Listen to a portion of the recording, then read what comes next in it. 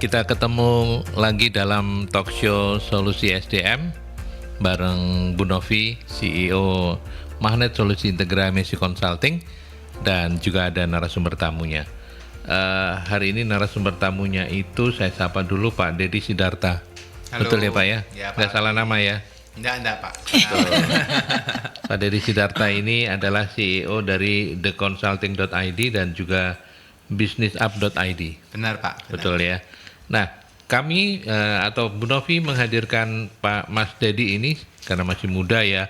Saya panggil Mas saja. Bro gitu ya. Iya, Bro Deddy. Siap. Ada hal menarik ya. Kalau selama ini mungkin Anda agak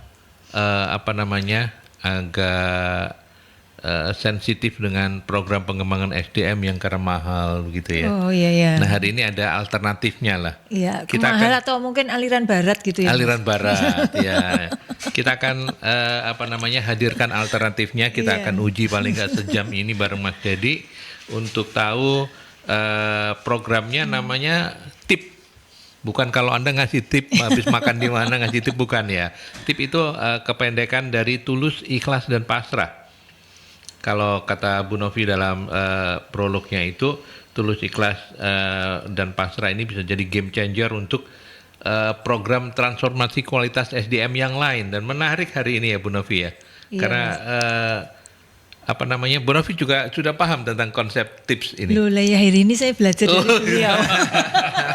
Ini tip ini ala Pak Deddy gitu. Oh, ala Jadi Pak kalau Deddy. misalnya mau dikatakan pendekatan ini ala Pak Deddy Oh, gitu. jadi ini penciptanya tip itu Oh, iya. Bukan Pak, saya bukan penciptanya. pencipta. Pelaksana aja. Oh, pelaksana aja. Oke. Tapi menarik ya, Bu Novi, Iya. ini memang bisa menjadi alternatif begitu ya. Karena kenapa bisa dibilang sebagai alternatif begitu? Apakah memang pendekatannya yang berbeda dengan Iya. yang selama ini ada? Oke. Kan tadi disebut gaya barat. Kalau Iya, ini iya, gaya iya. apa ini? Utara, selatan, timur. Kayak tengah Pak, kayak tengah. Iya, Oh, gitu gaya ya. tengah. Iya, kalau selama ini kan mungkin kita dijejeli dengan konsep-konsep gitu ya Mas, atau teori-teori tentang bahasanya itu untuk mengakselerasi kompetensi, untuk pengembangan mental, karakter yang kayak gitu kan.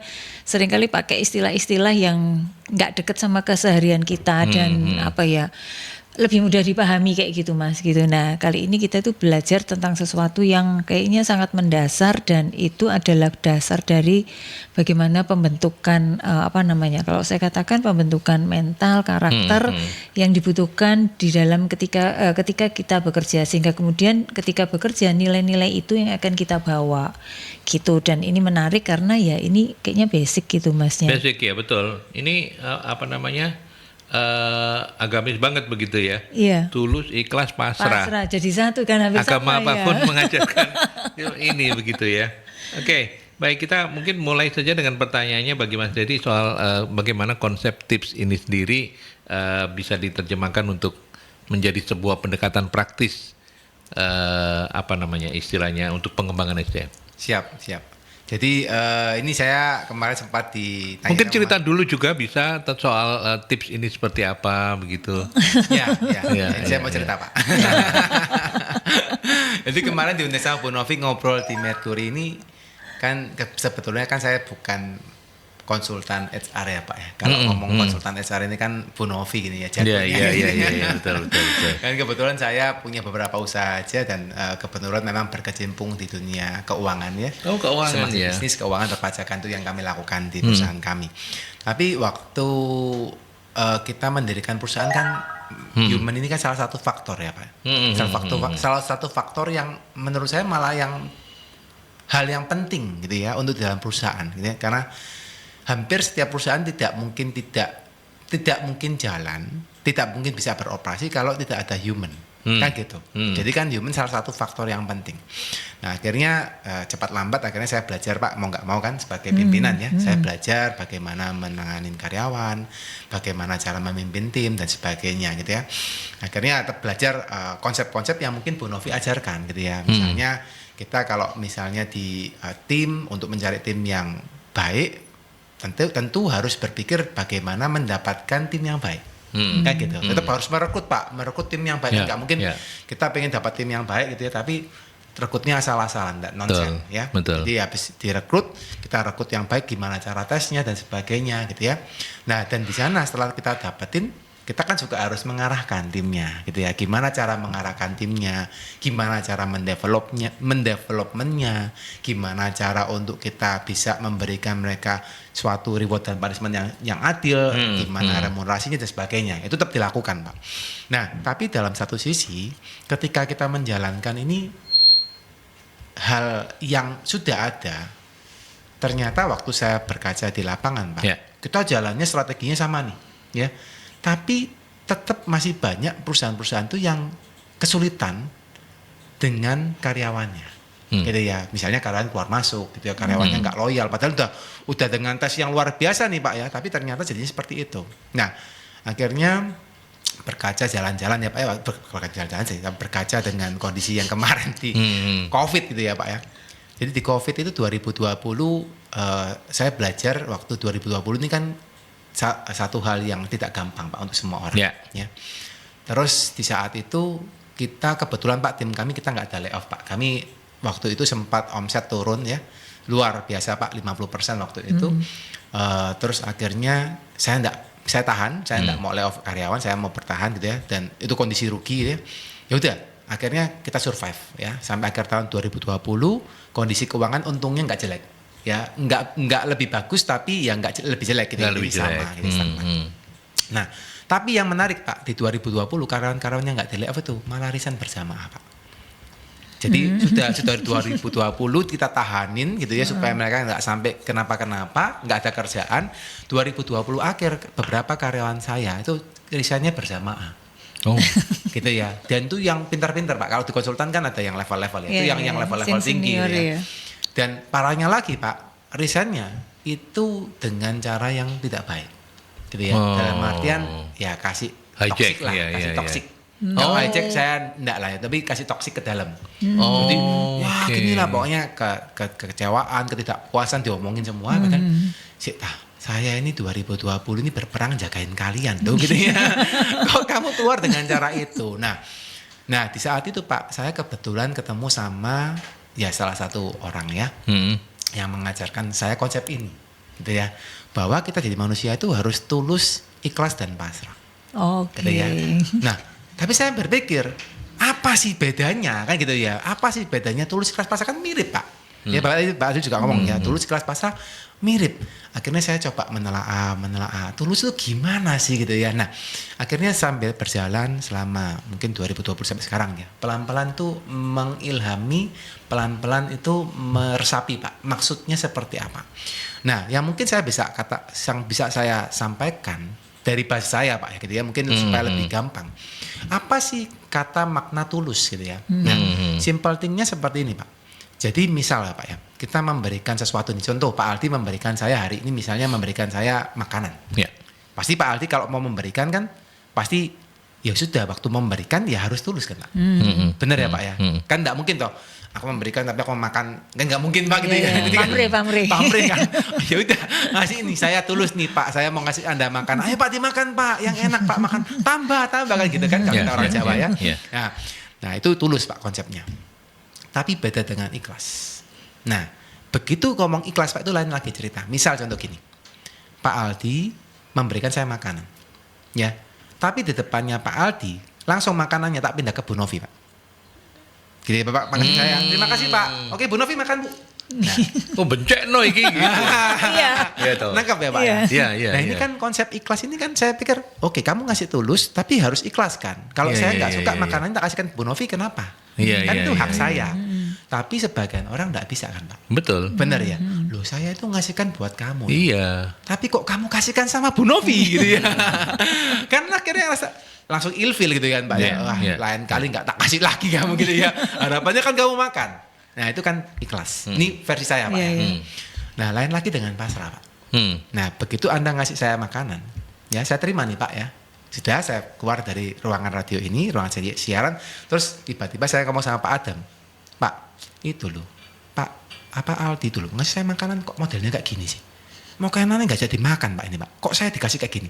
Saya menjelek-jelekan Anda di depannya Pak Adam tanpa Anda tahu. Orang lain lah di depan orang lain. Atau Pak gini. Anda kasih saya makanan, saya terima, terus di depan Anda Pak mohon maaf ya, saya lempar makanan ke bawah terus saya injak-injak Pak. Jadi saya lempar ke bawah, saya injak-injak. Nah, apakah kita siap menerima kondisi seperti itu? Iya. Ya. Iya. Nah, padahal Pak, ketika kita berbuat baik, apakah semua orang itu akan menerima perbuatan baik kita? Belum tentu. Belum tentu. Belum tentu. Ya, kita berbuat baik belum tentu orang itu bisa menerima. Nah, akhirnya saya konsepkan pasrah. Oh, berarti pasrah itu mungkin cara menggambarkannya yang simpel ya Pak. Meskipun ngomong pasrah ini kan kata satu maknanya nggak gampang untuk menerima gitu ya. Nah, akhirnya mentranslatekan gimana? Ya seperti itu. Kamu ngasih saya makanan, makanannya tak terima, di depanmu tak lempar ke bawah terus tak injak. Gitu ya. Bagaimana perasaanmu ketika melihat saya seperti itu? Apakah kamu tetap akan tulus, ikhlas dan pasrah kepada saya kan gitu? Nah itu Pak yang tak tanamkan. Jadi begitu waktu 2020 tim saya keluar Pak, yang tak lakukan, ya sudah. Saya sudah melakukan sebaik mungkin itu karena tim yang lama-lama waktu itu ada berapa orang ya. Timnya sudah tak anggap sebagai keluarga Pak. Jadi saya kalau sama tim dari awal saya bekerja, saya kalau menganggap tim saya sebagai keluarga. Ya jadi karena kita kerja itu kan 8 jam ya Pak ya. Benar ya? Bisa lebih toh, bisa 10 jam. Nah, keluarga saya selain di rumah ya yang di kantor kan gitu. Jadi saya menganggap mereka sebagai keluarga, sebagai adik. Tapi waktu di 2020 adik-adik saya gitu yang tak anggap sebagai adik ya, meninggalkan saya dengan cara seperti itu. Ya. Yang akhirnya oh ini toh konsep tulus ikhlas pasrah. Itu Pak yang tak terima 2020.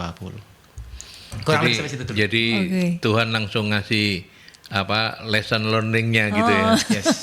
Dari setelah ketemu orang itu pemuka agama. Sorry, saya tanya. Salah satu pemuka agama. Salah satu pemuka agama ya. Jadi ketemu itu kemudian sudah mulai nancep di sini tulus, ikhlas dan pasrah. Langsung ada pelajarannya. Diuji gitu ya. Benar Mas Dedi ya. Benar. Luar biasa ya. Bu Novi mau diuji kayak gitu. Nggak usah lah, nggak usah. Nggak perlu. Sudah banyak ujian dalam bentuk yang lain. Banyak ujian. Sama, saya lebih banyak lagi. Sampai hari ini ya sama Pak, semua diuji ya. Semua diuji, iya. Oke. Dan tapi ketika, sorry Mas Adam, ketika kok Mas Adam? Mas Adam itu kan situ ya.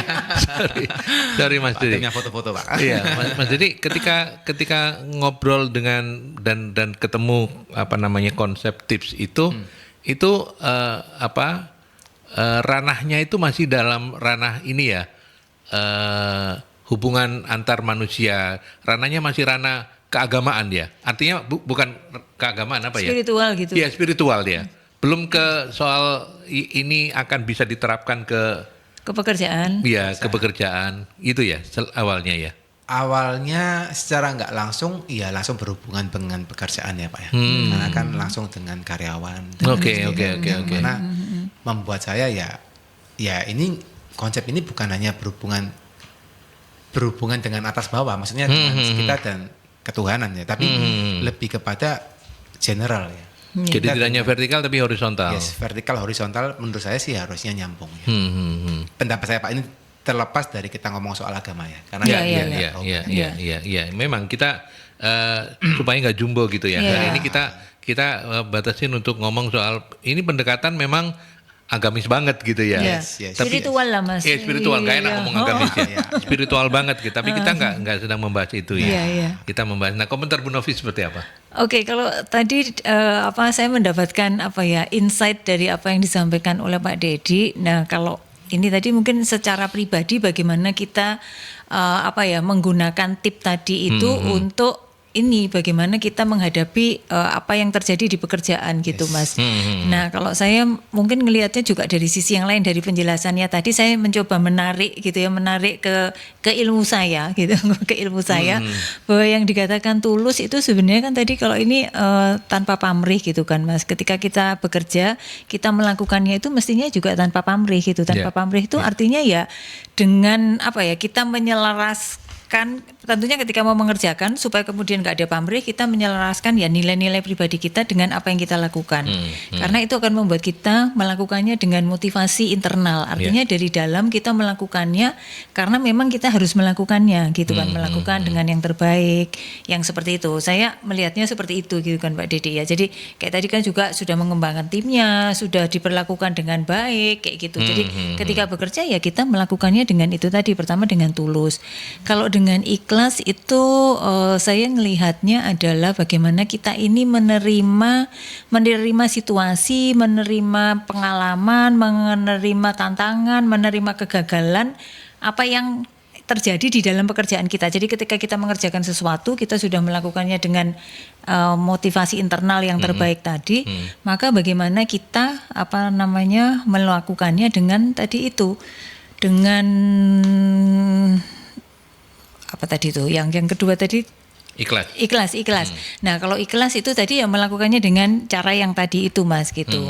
Nah, terus kemudian kalau kemudian pasrah ya artinya apa? Pasrah itu kalau saya lihat sudah berusaha menerima tantangan yang ada, bagaimana kita mengatasinya, mencari jalan keluarnya seperti itu.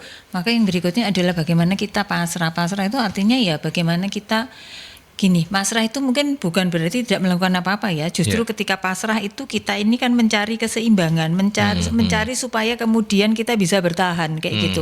Nah itu kan mengembangkan kayak resilience kayak gitu. Terus kita berfokus pada apa yang bisa kita kendalikan daripada sesuatu yang kita nggak bisa kendalikan kayak gitu. Saya melihatnya memaknai apa yang disampaikan Pak Dedi itu seperti itu. Nah, itu yang kalau bagi kita seorang pekerja gitu, seorang karyawan, seorang pegawai, maka itu yang harus kita lakukan ketika di pekerjaan kita sehari-hari. Kayak gitu. Saya mungkin agak sedikit meralat ya, bukan alternatif ya, karena tadinya saya pikir tips ini bisa menggantikan bentuk-bentuk pelatihan yang lain, bukan ya. Bukan. Tetapi ini adalah untuk kayak konsep lah kayak gitu, pendekatan kayak gitu loh Mas. Makanya Adi. diistilahkan tadi itu sebagai game changer ya. Iya. Jadi ya kayak salah satu outbound lah ya, outboundnya itu tips gitu misalnya. Jadi kayak misalnya akhlaknya BUMN, nah itu kan value-nya ketika kita bekerja itu.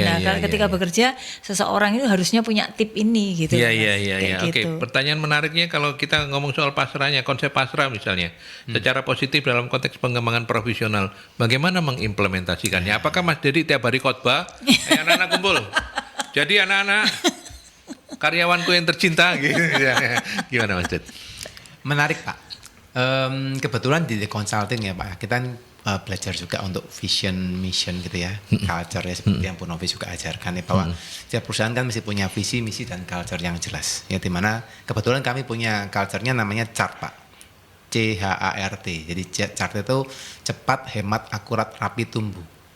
Tumbuh, chart. Nah, di dalam tumbuh itu ada beberapa macam tumbuh ya Pak. Misalnya tumbuh belajar mengajar, tumbuh dipimpin memimpin, tumbuh inisiatif, tumbuh tanggung jawab, tumbuh berpikir berjiwa besar, tumbuh akhlak yang baik dan tumbuh untuk setia. Itu tumbuhnya kami ada 7 itu. Nah, terus di dalam tumbuh itu kan kita mengembangkan tim Pak. Jadi di sini kamu di dalam the consulting, kamu tidak hanya bertumbuh secara knowledge, tapi juga harus bertumbuh secara hati kan gitu, secara mindset, secara hati. Nah itu yang kita kembangkan. Nah konsep tip ini Pak akhirnya kita bawa ke dalam tim. Nah kebetulan di tempat kami itu sudah kita setting ya Pak, bukan setting ya, kita atur sedemikian rupa di mana tim itu akan bisa naik tingkat Pak kalau dia menaikkan tim yang lain. Maka dinamakan tumbuh belajar mengajar, tumbuh dipimpin memimpin. Nah, jadi dia harus naikin tim yang lain dulu untuk naik level, baru dia naik level. Di perusahaan kami seperti itu. Nah, cuma dalam proses menaikkan levelnya tim yang lain, gitu ya, ini kan tidak mudah Pak, karena kita ngomong leadership, ya kepemimpinan, gitu ya, itu kan satu hal yang abstrak dan tidak bisa dipelajarin tambah 1 tambah 1 sama dengan 2 kan nggak bisa Pak, gitu ya, harus pakai wise, gitu, pakai kebijaksanaan kita, pakai hati kita untuk mengerti bagaimana sebenarnya memimpin. Nah. Anak-anak Gen Z Pak, ya kebetulan kita juga banyak Gen Z dan Gen Y gitu ya. Itu kan mereka enggak tahu itu, enggak bisa langsung tahu itu. Mereka tahu dengan melakukannya, gitu ya. Oke, saya menanganin tim, ya. sudah sebaik mungkin gitu ya Pak, sudah ngajar sebaik mungkin, tiba-tiba timnya mau resign Pak. Alasannya apa? Karena tidak suka dengan treatmentnya seniornya. Ada yang gitu loh Pak. Nah itu gimana hatinya gitu ya. Sampai waktu disampaikan kepada seniornya nangis Pak. Gitu ya. Aku sudah semaksimal mungkin ngajar dengan konsep yang kita ajarkan gitu ya. Tipnya dipakai juga kan kita selalu injek ya Pak ya, bahwa guys di tempat kita Anda coba cari goal gitu ya. Kan selalu suka kita bawa. Anda coba cari goal. Tapi goalnya jangan hanya berkaca pada diri Anda. Goalnya jangan berkaca hanya pada finansial Anda. Cari goal yang lebih besar, selalu ngomong gitu ya. Ketika Anda menemukan goal yang lebih besar daripada Anda akan melupakan barrier-barrier yang terjadi di lapangan. Tapi kalau goalnya Anda cuma ngomongin duit, ngomongin cuma posisi, barrier ada, pasti Anda pusing juga gitu ya. Dan di sana injek soal tips. Nah balik tadi Pak, seniornya sudah tips gitu ya, sudah berusaha. Ternyata waktu dapat surat resign dari timnya, ngomong karena seniornya tidak suka dengan treatment seniornya, apa hatinya nggak hancur? Ya. Nah itu Pak yang dipakai. Ya apa kamu bisa benar-benar tulus? Ya apa kamu bisa benar-benar ikhlas? Dan ternyata waktu kamu sudah melakukan seperti itu, ternyata Tuhan tidak izinkan kamu untuk meneruskan, gitu ya. Ya apa kamu pasrah dengan rencana Tuhan?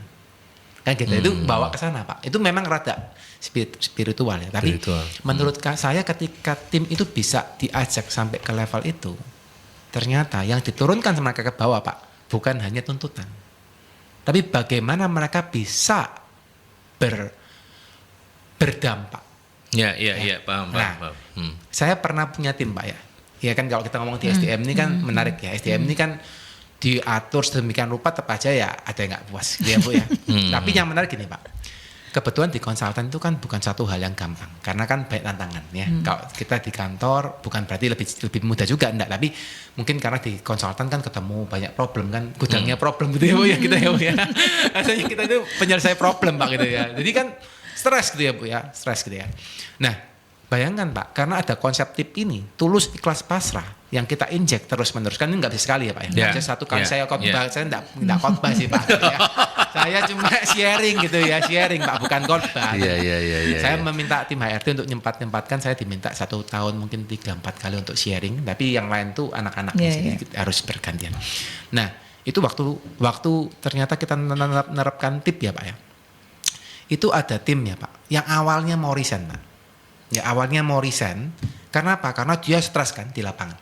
Ya, saya tak cari kerjaan yang nyaman lah. Lebih santai. Yang lebih santai di perusahaan gitu ya Pak ya, kan kita di akuntansi ya. Konsultan. Tapi sampai sempat nggak jadi resign Pak. Ini mereka yang testimoni, mereka sharing ya. Bahwa kenapa? Karena mereka kepikiran sama timnya. Jadi mereka karena sudah diinjek tulus ikhlas pasrah, dan mereka ini menjadi salah satu agen perubahan untuk membantu timnya bertumbuh, gitu ya, karena ada tumbuh tadi ya. Sampai mereka batal resign Pak. Gara-gara apa? Sakno ya timku tidak tinggal. Iya. Saya tidak resign, tak jadikan tim ini dulu. Sampai benar-benar jadi Pak timnya. Ya. Dan itu sekarang sekarang pun belum resign gitu ya. Iya.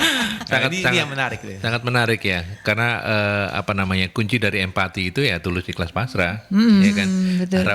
Dengan mengamalkan ini, dengan menginjek lah bahasanya. Yes. Bahasa saya terlalu agamis ya. Iya. Mengamalkan P4 dengan menginjek itu terus, itu membuat orang empatinya jadi bertumbuh kepada siapapun. Tetapi seberapa mudah ini diterapkan nanti kita akan uji juga, Mas. Jadi kita break dulu ya, kita ke iklan dulu. Ya, kita lanjutkan kembali, masih membahas metode tulus ikhlas pasrah tip dalam merubah kualitas SDM di dalam perusahaan. Dan narasumber tamu kita luar biasa hari ini, Mas Dedi Sidarta, CEO dari theconsulting.id dan businesshub.id. Tadi kita belum kenalan sama dua perusahaannya Mas Dedi ini. Mungkin bisa disampaikan kalau theconsulting.id ini bergerak di bidang apa, terus kemudian mulai kapan, dan apakah masih menerima klien-klien baru kah? Itu sesuatu yang tidak boleh ditolak Mas Aldi. Loh, Gimana? enggak. Mungkin karena sudah sampai Merauke tadi itu kan, jadi wes nggak nutut ini Pak gitu. Iya. Silakan Mas Ded, kenalan dulu sama The Consulting. Siap. .id apa itu? Kebetulan saya ada beberapa perusahaan ya Pak ya, yang di bawah kan ada The Consulting sama BizUp ya. Jadi The Consulting ini lebih kepada konsultan Pak di 3 hal ya, tiga hal utama yang kami kerjakan. Yang pertama itu sistemasi bisnis Pak. Jadi kita beresin sistemasi bisnis di perusahaan klien gitu ya. Yang kedua kita ngomong soal keuangannya. Ya, jadi keuangannya gimana untuk natanya, untuk bisa meningkatkan profitnya gitu ya, tanpa nambah penjualan tapi profitnya bisa meningkat gitu ya. Yang terakhir di perpajakan Pak, itu yang kami tanganin.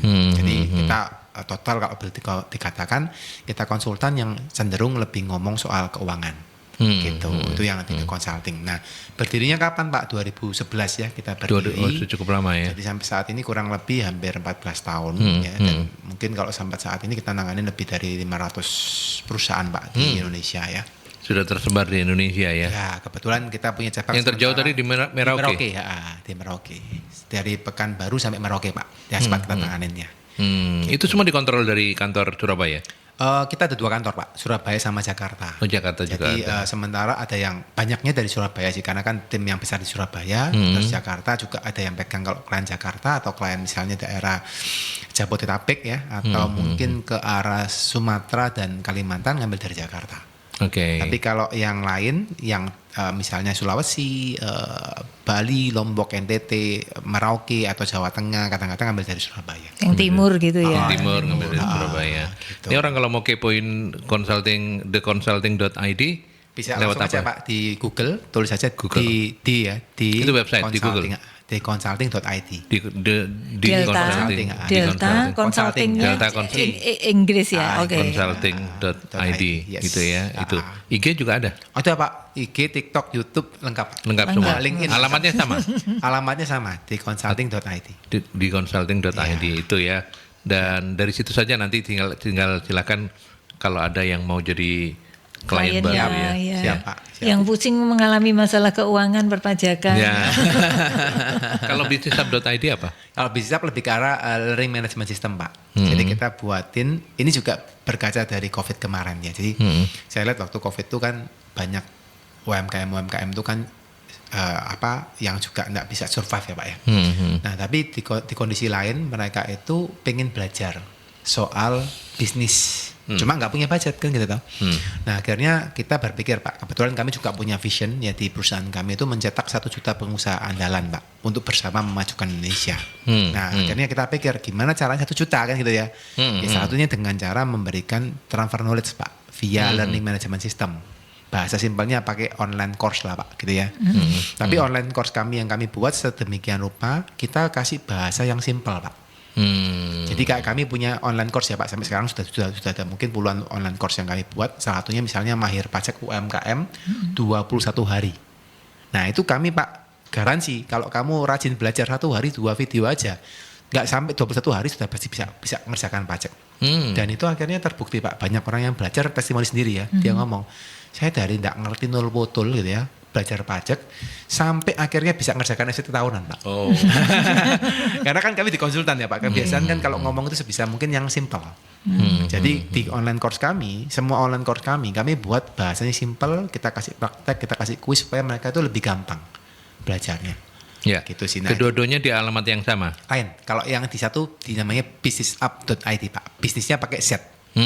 BIZNIS up gitu ya, up.id. Nggak, maksudnya kantor ininya, Oh iya, offline-nya sama. kantornya kebetulan ditaruh tempatnya sama Pak, biar enggak banyak kos. Mungkin ada orang yang pengen datang di mana kantornya? Boleh Pak, di Maijen Sungkono Pak, kantor kami. Jalan Maijen Sungkono. Komplek Darmo Galeria, C18 Surabaya. Oke. Iya. Ya. Dekatnya oke. CW lah Pak, dekatnya CW. Dekatnya Iya, CW. Oke, sukses ya Mas Dedi ya. Siap Pak, siap. Oke, kita lanjutkan Bu Novi. Kalau mau tanya-nanya boleh loh. Oh iya. Barangkali Bu Bapak Novi. penyarnya udah tanya dulu Mas Oh Aldi. iya. Nanti Oke. saya nih ngobrol, oke. Ya, sekarang ini kan kita tahu ekonomi dalam kondisi yang penuh ketidakpastian. Orang bilang krisis, tekanan tinggi gitu ya. Nah, bagaimana kemudian metode tips ini untuk bisa membantu untuk meningkatkan produktivitas atau paling tidak menjaga stabilitas Bahkan Oke. kalau bisa meningkatkan produktivitas. Menarik nih pertanyaannya, moderatornya pintar nih ya. Oh, tinggal baca kok. Oke, ini menarik Pak. Jadi Bapak mungkin kan sama Ibu Novi pasti sudah lebih berumur dari saya, dalam betul. mengalaminya. Tapi nggak apa saya sharing ya. Iya. Siapa tahu juga bisa jadi masukan buat Iya. pendengar gitu ya. Semakin berumur kan semakin kita belajar ya Pak ya, bahwa semua yang kita lakukan itu sudah ada sutradaranya. Ya, Gitu ya, ya, sudah ada ya. sutradaranya ya. Nah, sempat Pak waktu di COVID kan kita 2020 ya, omset itu kan naik Pak, tetap naik gitu. 2020 kebetulan kita naik 5 atau 10%. 2021 Pak kita turun Pak, turunnya jauh gitu ya.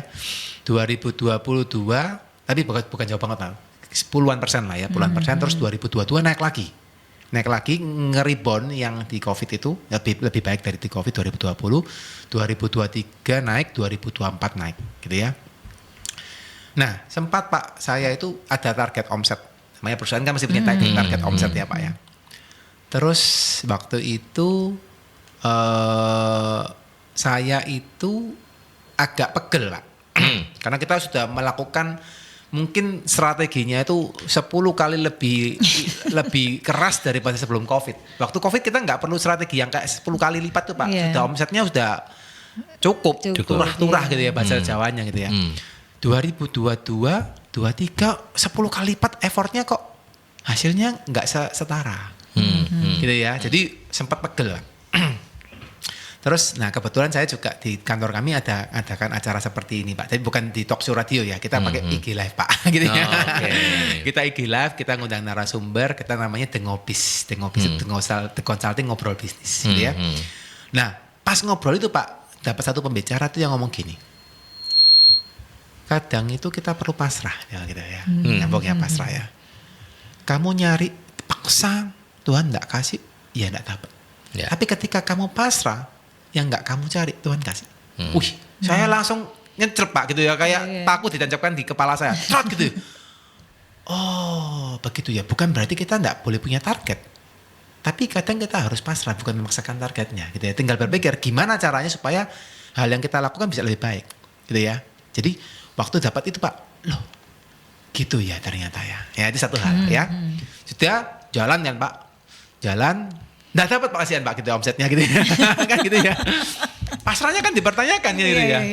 Ini gimana nih? Saya sudah pasrah kok masih belum dapat. Nah akhirnya balik kan ke hati kan gitu kan. Kita diajarkan bukan dari luar aja Pak. Dalamnya kan juga diajar gitu ya. Iya. Nah, wah gimana nih? Nah ini lucu lagi Pak. Jadi saya itu pas itu sempat ketemu sama, saya sempat diundang. Jadi saya ini roda nyeleneh Pak. Jadi, saya nggak pernah menolak undangan kalau saya gitu ya. Kalau pasti undang ya saya pokoknya ada value ya saya lakukan. Selama saya bisa bervalue gitu ya.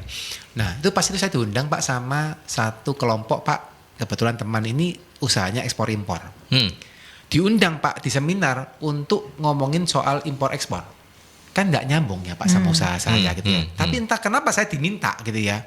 Ya udah saya juga ada expect untuk fee dan sebagainya, saya datang aja Pak, ya udah tak bantulah gitu ya, diminta jadi moderator Pak. Jadi moderator.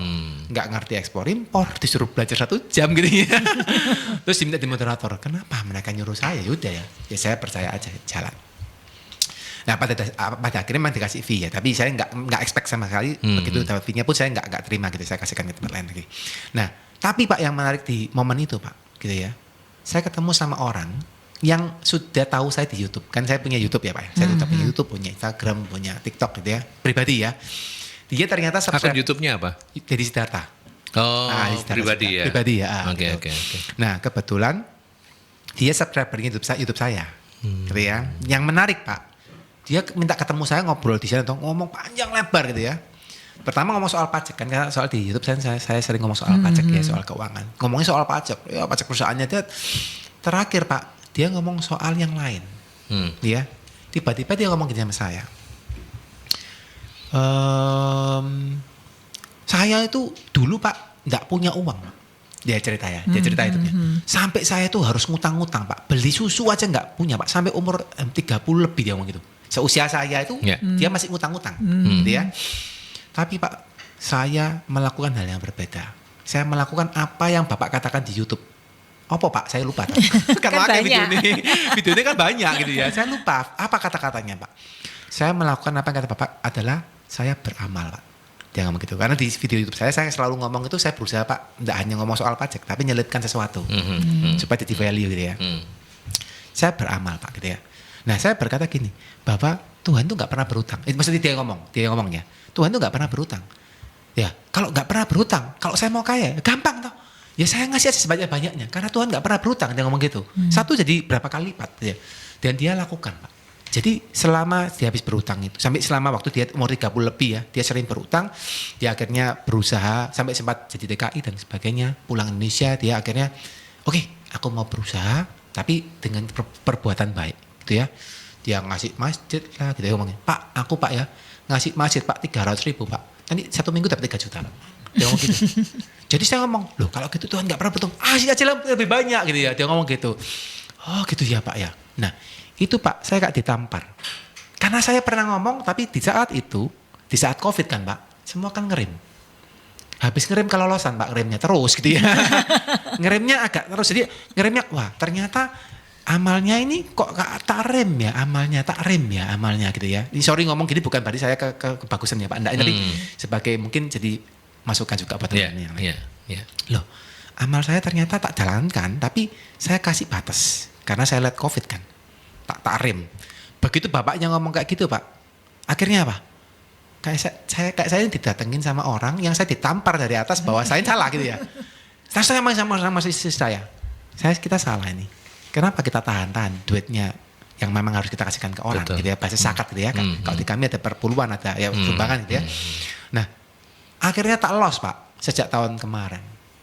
Jadi sejak tahun kemarin karena ketemunya tahun kemarin 2024 awal habis ketemu Pak tak loss Pak. Tak brodol semua gitu ya. Bahkan sampai kalau kita punya di laporan keuangan kita ada jatahnya baksos Pak.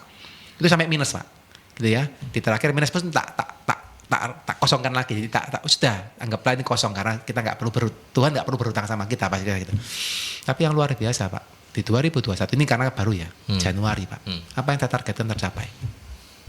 Jadi di Januari kemarin Pak, 2025 ya, 2020.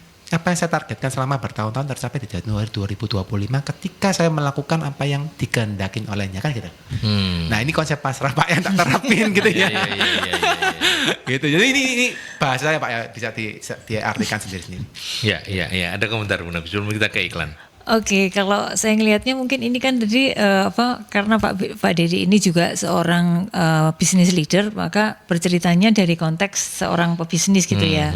Gitu. Kalau mungkin ini saya bawa karena ini yang mendengarkan juga ada yang karyawan seperti itu, terus juga teman-teman pengelola SDM gitu.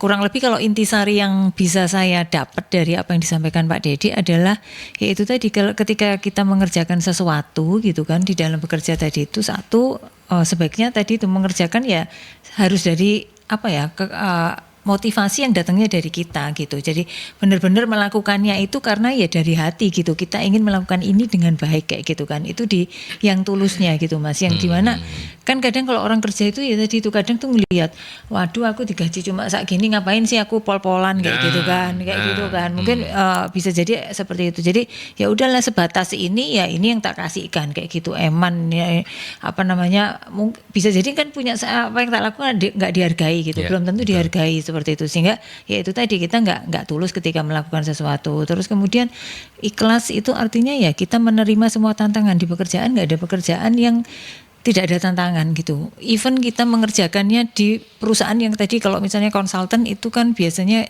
teman-teman yang dari konsultan pengen resign karena pengen yang nyaman gitu. Justru kalau kita kerjaannya tiap hari itu mengerjakan sesuatu yang begitu-begitu saja Pak. Yang cepat bosan juga ya. Itu tantangannya juga luar biasa menurut saya. Itu saya kalau sudah mengerjakan yang mulai administratif Pak. Waduh, stres saya Pak. Itu enggak selesai tapi saya ya ini harus saya latih, saya harus biasakan kayak gitu. Soalnya kebiasaan bolang. Iya, bolang. Iya, kalau udah bolang berapa bulan gitu iya, bosan. kayak Iya, gitu. iya, Jadi iya. ya tadi itu ketika melakukan itu ya ini dari apa yang dilakukan, apapun yang kita lakukan ketika kemudian kita tadi sudah tulus ya mesti ikhlas. Ikhlas itu apa? Di pekerjaan ya kita nerima segala macam tantangan. Ya. Bisa suatu ketika misalnya kayak konsultan ini pekerjaannya bisa ya kita sudah pernah punya pengalaman. Tapi banyakannya itu ya nggak punya pengalaman sebelumnya gitu kan Pak. Nggak punya pengalaman, kita nggak tahu harus mulainya dari mana. Tapi kalau kita punya ilmunya kan mestinya kita jadi punya cara untuk mengembangkannya ya, untuk belajar dengan hal yang Iya, baru iya, karena iya, itu iya. akan mendorong kita untuk belajar, untuk cari cara-cara yang baru kayak gitu. Iya, iya, Misalnya ada nih kalau kita misalnya bicara nih mungkin bos akan nanya, ini mana ini apa yang dilakukan ini kok belum ngefek ke omset kita ya gitu, kok nggak ada, nggak nyampe ini apa kayak gitu. Nah ya itu tadi yang kemudian sebenarnya membuat kita harus bukan terus kemudian, aduh rek bosku nuntut tok rek gitu kan ya, di mana-mana kerjanya Ya, pasti ya, akan ya, seperti ya. itu gitu ya, apapun lah pekerjaannya ada KPI segala macam gitu. Nah ini mau kan nggak mau kamu membuat kita ini jadi cari cara gitu kan Mas, bagaimana menyelesaikan, cari terobosan-terobosan, Ya. mencoba hal-hal yang baru, terus gagal ya itu diterima sebagai bagian dari pembelajaran. Sama ya itu tadi kalau saya bilang pasrah itu sebenarnya ya kita ini apa yang kita kerjakan dengan yang terbaik itu mungkin bukan kita yang menentukan hasilnya gitu. Akan orang, mungkin kalau atasan kita nggak ngelihat, orang lain yang akan ngelihat kayak gitu kan. Orang lain akan melihat gitu. Jadi nggak usah pusing bahwa ini harus dihargai. Jadi misalnya kita natepin, kalau aku ngerjakan ini maka aku nanti harus, bosku harus ngasih apalah gitu, apresiasi, harus dapat penghargaan apa kayak gitu. Mungkin kita nggak Ya, harus seperti ya, itu ya, kayak gitu. ya. Jadi apa ini kalau saya bawa lagi ke ini ya berarti ya apa, let we do the best and God take the rest kayak gitu kan ya. Jadi ya sudah, apa yang kita kerjakan itu pasti akan ada hasilnya meskipun tidak saat itu ada kayak gitu. Iya, Mas. luar biasa. Kita bertemu dengan dua pemuka agama bagi Bukan Pak, bukan. Ini Nggak, karena nggak ini bercanda. membacanya spiritual ya. Iya, Jadi ya iya. harus ada Tapi menarik. memaknainya harus seperti itu. Betul, Mas. betul. Tapi menarik, Bu Novi sudah menyampaikan tantangan-tantangannya. Nanti mungkin kita akan belajar tentang bagaimana strateginya untuk menerapkan ini di tempat kita gitu ya, di perusahaan kita. Nanti kita belajar dari Mas Dedi, kita ke iklan dulu. Ya, kita lanjutkan kembali. Mungkin ini sahabat-sahabat Mercury sedang mendalami betul, jadi nggak ada yang komen karena lagi sedang tertarik untuk pengen tahu bagaimana sih cara menstrategikannya ketika itu di perusahaan begitu ya. Karena kan sebagian dari tantangannya tadi sih sudah disampaikan. Oh ada Pak Nanto. Ya, saya bacakan dulu Pak Nanto, terima kasih ya. Sekarang banyak terjadi PHK di mana-mana. Bagaimana seorang owner mengamati ini dan jika itu terjadi di perusahaannya? Kalaupun harus efisiensi, bagaimana perlakuan yang harusnya diambil? Silakan Mas Dedi. Siap Pak Nanto ya. Ya. Oke, Nanto. kalau ini kembali ke masing-masing pengusaha gitu ya. Maka dia berusaha punya momotan apa gitu ya, apa hanya sekedar keuntungan atau sebagainya. Tapi kalau yang bisa kami sharingkan dan kami lakukan plus kami ajarkan Pak ke beberapa ya klien-klien kami ya, bahwa yang pertama kita coba dulu beresin terkait dengan hak yang menjadi hak sebagai seorang karyawan. Misalnya mereka mendapatkan tunjangan yang layak sesuai dengan standar ya, itu satu, misalnya itu yang pertama. Terus yang kedua terkait dengan apa? Terkait dengan misalnya apa yang mereka akan peroleh kalau seandainya perusahaan itu mengalami kondisi yang kurang baik. Nah, simpelnya yang ngomong apa sih ya, kita punya cadangan apa untuk misalnya uang pensiun atau uang pesangon kan gitu. Nah, kebanyakan perusahaan itu lupa Pak untuk mencadangkan hal tersebut. Gitu ya, akhirnya ketika terjadi hal yang nggak baik ngomongnya apa, nggak punya uang. Ya akhirnya berkonsultasi dengan legal, berkonsultasi dengan konsultan dan sebagainya, gimana caranya untuk nggak melakukan pembayaran hal yang menjadi haknya. Nah, so sebelum itu terjadi, kalau saran saya malah harus gimana, maka kita harus siapkan dulu tuh. Tadi di dalam tempat kita, di dalam laporan keuangan internal kita harus ada nama cadangan untuk hal-hal yang tadi. Itu yang pertama. Ya supaya kalau sampai terjadi, ya minimal kita punya andil untuk memberikan berkat kepada karyawan yang tereliminasi kan gitu. Itu yang kedua. Nah, terus kalau terkait dengan kondisi ya Pak ya, kondisi di lapangan, oh ternyata bisnis tidak baik, bisnis nggak mendapatkan profit yang oke gitu ya.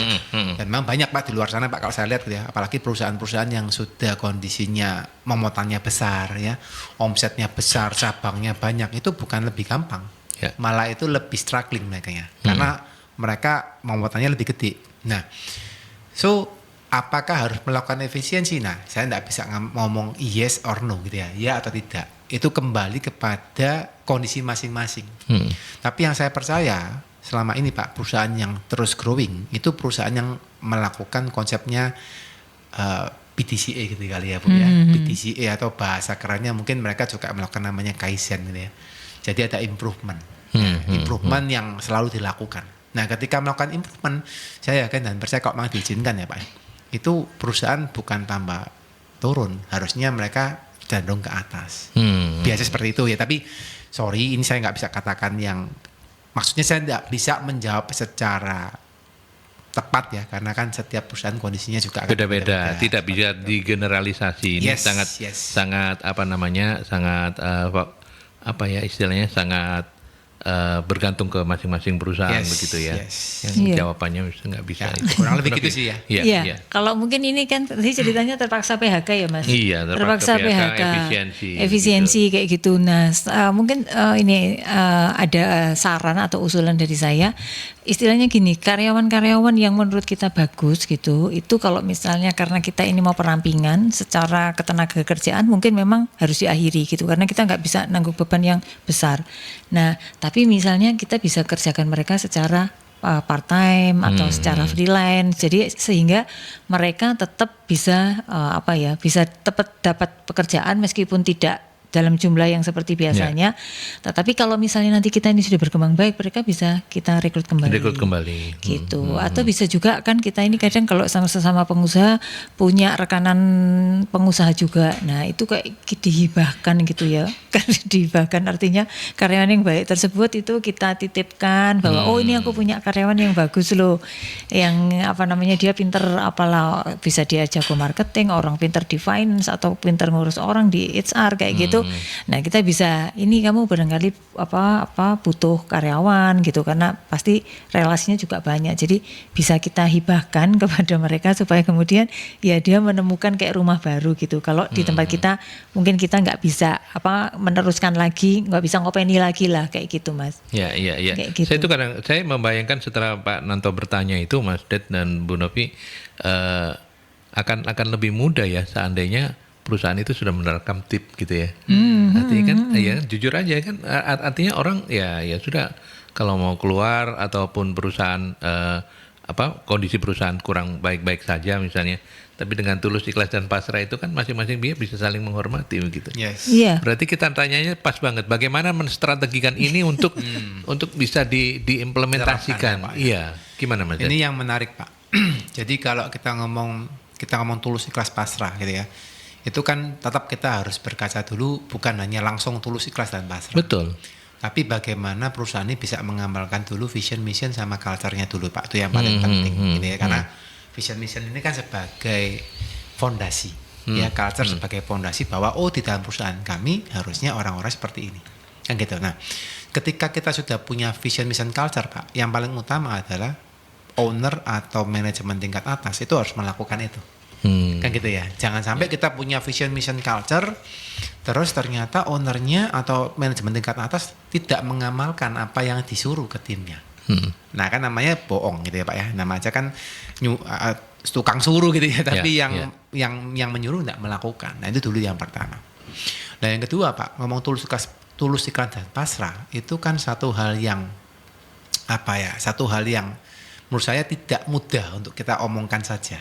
Ya, betul. Maka ketika saya di lapangan, saya juga berusaha untuk melakukan itu. Tapi apakah saya sudah perfect? Saya rasa kok jauh dari perfect gitu ya Pak ya. Karena kan perfect ya yang punyanya gitu ya Pak. Ya Tuhan gitu ya. Kita kan hanya berusaha ya. So ketika saya mengamalkan Pak, saya menyontohkan dulu bagaimana konsep tulus, ikhlas, pasrah itu saya lakukan di dalam diri saya. Sebagai contoh, misalnya gini. Kita sudah berusaha nih di strategi marketing ya Pak ya. Tahun 2023, 2024 gitu ya, kita udah melakukan 10 kali lipat tadi yang belum kita lakukan. Ternyata marketing nggak sampai achieve ya. otomatis Pak, kalau timnya sudah baik di dalam lapangan, mereka yang terjadi waktu nggak achieve Pak, mereka akan sedih Pak. Ya, tapi kalau timnya kurang bervalue gitu ya, nggak capek ya sudah biasa aja kan gitu ya. Tapi kalau bervalue Pak sedih Pak. Nah di sana poin kita kan, oke, kita kepingin target sih gitu ya. Tapi kondisinya apa? Oh timnya sudah berusaha dengan 10 kali lipat, tapi kok belum tercapai. Nah apakah kita harus dorong mereka untuk nge-push lagi Pak? Wah pokoknya harus kan, enggak ya Pak ya. Maka balik tadi, ya kita harus pasrah kan. Oh ya udah. Tidak apa-apa, tahun 2023 tidak tercapai, tidak apa-apa. Tapi kita masih punya waktu 2024. Yuk kita belajar lebih baik lagi kan gitu. Ya. Jadi akhirnya dimotivasi. Ya. Yang saya belajar, mungkin Bu Novi juga pasti sudah mengajarkan gitu ya, bahwa kita kan nggak mungkin berjalan seorang diri, Pak. Ya. Dan kita tidak bisa memaksakan kepala kita itu ke semua tim. Dan yang keren bahwa nanti improvement perusahaan yang terjadi itu sebenarnya bukan dari kepalanya kita. Pengalaman saya Pak, Bu Novi juga pasti setuju ya, bahwa yang terjadi improvement atau ide-ide atau saran-saran yang luar biasa itu kan munculnya dari middle management malah. Ya tim-tim yang di level middle management. Nah ketika mereka tahu, oh ternyata pimpinan ini ya tahu kita salah gitu ya, kita ndak sampai. Tapi dia ndak yang wah pokoknya harus karena kamu nggak nyampe hajar gitu, pokoknya semua bonusnya potong semua gitu ya, atau apa gitu. Itu mesti kanan kiri ya Pak, harus balance ya, nggak bisa terlalu ke kanan atau terlalu kiri gitu. Nah terus mereka merasa oke, ternyata pimpinan ini support banget. Nah pertanyaannya, apakah mereka akan berhenti begitu saja kan gitu ya? Wah saya pimpinan sudah support banget gitu ya, kita sudah dikasih ruang untuk berkarya, kita dikasih kepercayaan untuk melakukan gitu ya. Akhirnya apa mereka berpikir Pak, berpikir, akhirnya punya ide-ide baru, yang itu akhirnya merubah perusahaan. Gitu. Nah ini Pak yang terjadi. Jadi di kitanya sendiri harus beres, bahwa ketika kita ngomongkan ke tim, tulus ikhlas pasrah, kita sendiri harus tulus ikhlas pasrah. Bukan hanya sekedar omongan, dan itu nggak gampang. Dan itu kayak pedang bermata dua Pak. Nah gitu ya. Kita ngomong ternyata kita pas bleot gitu ya Pak ya, pas apa lagi nggak lagi otaknya lagi miring, nggak tulus ikhlas pasrah, itu langsung kan kedetek gitu ya. Tapi ya kita ngomong bahasa manusia, tolong diingatkan. Ya. Nah begitu kita udah melakukan Pak, lempar ke tim Pak, masuk ke tim, injek pelan-pelan ya. Sebagai contoh tadi saya ngomong soal karya apa tim yang resign gitu ya, atau gimana. Tapi waktu kita nginjek Pak, kan kita lihat dulu kondisinya mereka masing-masing ya. Kita injek dulu secara general nih, oh tulus ikhlas pasrah. Nah penerapannya tulus ikhlas pasrah apakah bisa langsung? Nggak bisa Pak. Nggak bisa. Karena untuk mereka nangkap itu kadang-kadang aja tulusnya belum selesai, apalagi ikhlasnya, apalagi pasrahnya. Gitu ya. Masih banyak orang yang lebih memikirkan dirinya sendiri daripada mereka memikirkan orang lain. Nah injeknya gimana Pak? Kebetulan kami melakukan coaching Pak. Jadi itu juga mungkin strategi ya, Bu Novi juga masih menyarankan ke tim gitu ya, bahwa perusahaan yang semakin berkembang harus melakukan namanya coaching tim ke tim. Jadi ada manajemen level atas ke manajemen level bawah dan sebagainya gitu. Jadi kita lakukan. Nah dalam coaching itu Pak nginjek Pak kita Pak di sana. Kan ketika mereka kalau diinjek tapi mereka nggak punya masalah, nginjeknya susah. Tapi ketika mereka yang ngomong sendiri, Pak aku punya masalah, itu Pak pintunya kan terbuka. Nah waktu terbuka itu Pak nginjek Pak, tapi nggak ngomong kamu harus tulus tuh ya, kamu nggak ada Pak kata-kata itu Pak, sudah Pak.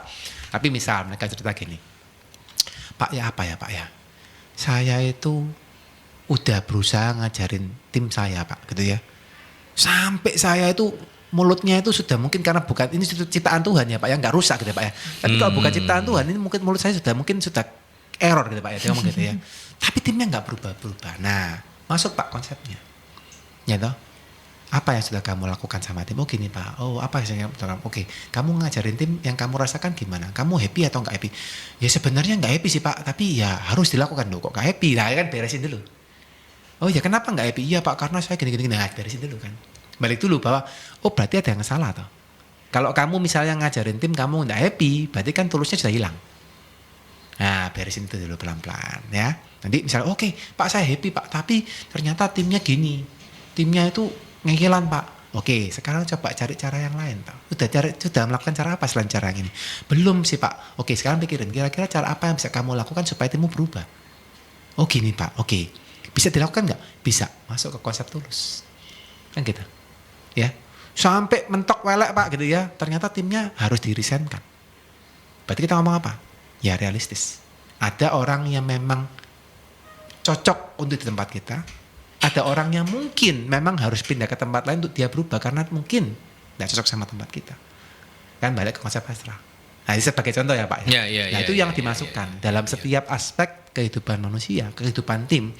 Kalau kita bisa masukin ke sana, akhirnya mereka akan belajar untuk berpikir dengan lebih jauh daripada apa yang mereka alami sekarang. Oke. Gitu. Ya, sayang sekali waktu kita terbatas ya. Mas Ded, sebagai penutup ini ya. Pengalaman saja. Berapa lama?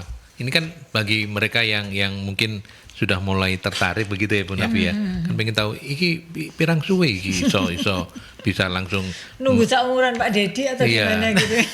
Saya kira ini bukan sebulan 2 bulan kayaknya belum akan kelihatan. Pengalaman gimana Mas Ded? Saya rasa saya pun sampai sekarang masih belajar Pak. Gitu ya. Jadi saya bukan ngomong gini terus kepintarannya. Moga-moga teman-teman nanti ketemu saya jangan dievaluasi gitu ya. Tapi saling mengingatkan kan. Lupa jadi kapan hari kok ngomong tulis ikhlas pasrah, tiba kok saya lihat sekarang kok nggak tulis ikhlas pasrah. Saya diingatkan gitu ya. Kayak tadi saya diomongin sama orang yang tadi ya, yang ketemu di sini. Nah itu kan kita sebagai teman kan saling mengingatkan. Tapi paling tidak filosofinya memang harus ya diucapkan terus begitu ya. Yes. Ya. Oke, itu closing dari Mas Dedi Bu Novi sekarang. Jadi kalau kita bilang tulus, ikhlas, pasrah itu kelihatannya kan pasrah bongkoan ya. Ya udahlah, aku adanya begini sih. Aku terima apa adanya. Ya beginilah adanya saya gitu kan. Nah, ini yang sebenarnya harus memahaminya tidak sesederhana itu. Betul, gitu. hati-hati kita terjebak dengan itu karena tulus ikhlas pasrah kita ini setelah berupaya. Iya, betul. Bukan belum apa-apa, yo. Betul. Ya tadi itu harus all out dulu, tulus tadi gitu ya Pak, nggak pamrih itu harus all out. Terus kemudian bagaimana kita itu menerima semua tantangan itu kan nggak gampang Mas gitu ya. Jadi gimana mau tulus ikhlas kalau itu nggak kita terima dulu kan harus di-accept dulu, baru kemudian kita bisa mengatasinya gitu. Dan kemudian bagaimana kita pasrah itu artinya ya bagaimana kita ini bisa mengembangkan resilience, jadi ketahanan mentalnya kita supaya kita bisa apapun yang sudah kita kerjakan ya nanti hasilnya itu pasti ada. Meskipun mungkin tidak datangnya pada saat sekarang, dan itu memang sesuatu yang tidak bisa dinalar, ya tolong itu diimankan dulu gitu. Gitu, jadi sesuatu yang mungkin kita sekarang susah menalarnya, ya diimani dulu supaya kemudian ya berharapnya dengan waktu akan kemudian mendapatkan seperti ini toh yang dimaksud kayak gitu. Betul. Ini memang perlu tingkat kesabaran ekstra untuk ya bagi kita kita mesti selesai dengan diri sendiri. Kemudian kita mesti bisa mentransfer itu ke orang lain, anak buah gitu ya. Tapi itu kan memang nggak gampang begitu. Tapi, dan terus kemudian menjadikan contoh gitu. Jadi kan karena kita melakukan jadi contoh. Jadi contoh itu role model itu perlu konsisten loh. Perlu konsisten dan itu tadi pasti dilihatnya nggak boleh salah gitu. Betul. Kan itu yang setengah. Makin banyak orang yang menerapkan ini makin berat tugasnya Mas Dedi. Salah titik diomeli wong akeh. Netizen sekarang apa iku Dedi. Misalnya kayak begitu misalnya kayak gitu. Bu Novi ada agenda apa saja dari MSI? Oke, jadi nanti ini di 7 Maret kita buka pelatihan dan sertifikasi pelayanan prima. Ini yang ber-BNSP, terus 8 Maret itu sekretaris, 15 Maret itu public speaking, dan 22 Maret public relation dan TOT. Gitu. Jadi ini yang sertifikasi pelatihan yang ber-BNSP. Ya, oke. Tapi by the way terima kasih banyak Mas Dedi. Saya salut dengan topik kita hari ini, luar biasa karena ini bisa menjadi jawaban di saat kondisi bisnis yang sulit kayak begini ya, banyak efisiensi, banyak segala macam. Seandainya kemudian tips ini menjadi sesuatu yang menjadi vibes di tempat lingkungan kerja kita, menyelesaikan apapun menjadi lebih mudah begitu. Betul. Ini mendengarnya harus menyerapnya harus dengan hati gitu ya, bukan dengan telinga. Memaknainya tadi apa ya, bukan dengan otak kiri tetapi dengan otak kanan. Iya. Iya. Kalau otak kiri nanti kita termehe-mehe. Iya. Kalau otak kanan kan, berarti mesti kerja keras dulu baru Iya, ini iya, gitu. ya, Ini gitu. yang luar biasa pagi ini itu, Ya, Mas. baik, terima kasih. Sehat-sehat terus Mas Dedi. Sama-sama, Pak. CEO di consulting.id dan bisnisap.id. Bisnis. Ya, Oke. oke. Bu Novi juga. Terima kasih. Kita ketemu lagi minggu depan. Iya, insya Sudah Allah. puasa loh minggu Iya, depan. iya. Ini Nggak ada ini. pergi-pergi nggak ada semua minumannya. minuman. Nanti bahaya. Oke, kita ketemu lagi minggu depan. Saya Aldi mewakili para narasumber pamit dari Talkshow Solusi SDM. Sampai ketemu minggu depan.